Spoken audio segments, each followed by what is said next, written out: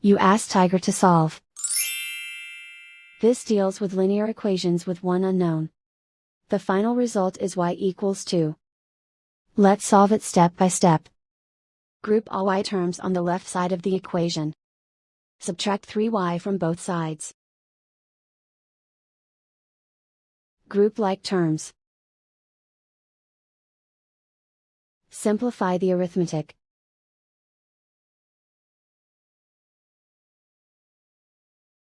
Group all constants on the right side of the equation.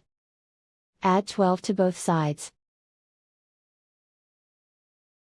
Simplify the arithmetic.